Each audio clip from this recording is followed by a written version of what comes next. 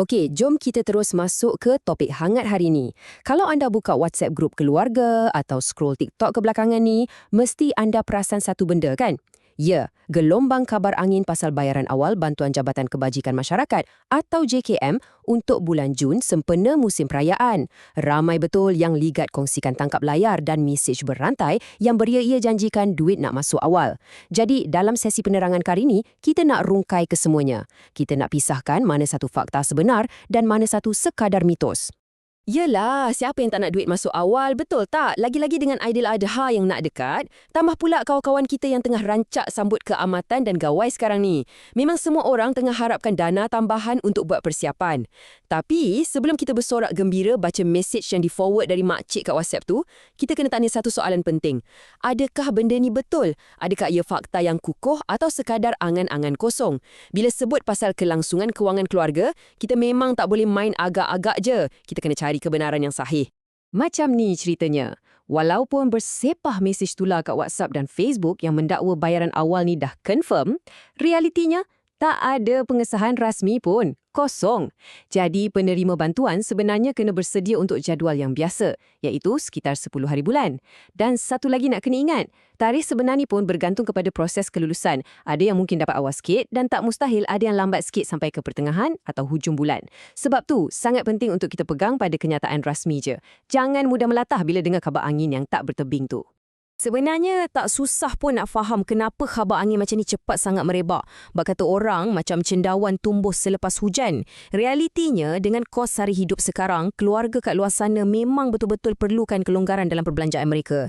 Cuba bayangkan, nak sedia perbelanjaan Aidiladha, nak kumpul duit minat dan tol untuk balik kampung, belum kira nak beli stok makanan awal-awal untuk elak berebut kat pasar raya lagi. Untuk rakan-rakan yang sambut keamatan dan gawai pula, duit ekstra masa ni memang sangat bermakna. Desakan hidup dan harapan ini inilah yang sebenarnya jadi bahan bakar kepada gosip-gosip macam ni setiap kali musim perayaan tiba. Tapi, kalau kita kaji betul-betul, punca utama segala kekeliruan ni berakar umbi daripada satu kelumpungan dalam sistem tu sendiri. Cuba kita bandingkan JKM dengan inisiatif bantuan kerajaan yang lain. Bantuan lain selalunya ada sistem yang sangat jelas tau. Mereka akan keluarkan kalender tarikh bayaran untuk sepanjang tahun, awal-awal lagi. Jadi semua orang dah standby. Sebaliknya, JKM tak ada satu kalender tetap yang diselaraskan untuk seluruh negara. Tarikhnya boleh berubah-ubah setiap bulan. Kekurangan kalender tetap inilah yang wujudkan satu ruang kosong dan kat dalam ruang kosong inilah spekulasi dan berita palsu mula bercambah rancak. Jadi, jalan penyelesaiannya sangat jelas kan? Kita sangat perlukan satu jadual bayaran yang tetap dan seragam.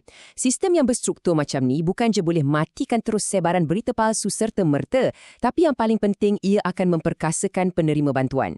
Bayangkan, kalau ada jadual tetap, ketua keluarga boleh rancang perbelanjaan bulanan dengan tenang, tak payah lagi tunggu penuh debaran. Dari sudut operasi pihak berkuasa pun, sistem ni akan jauh lebih mudah untuk pantau bayaran, sekaligus terus hapuskan kepanikan mesej berantai setiap kali masuk bulan baru.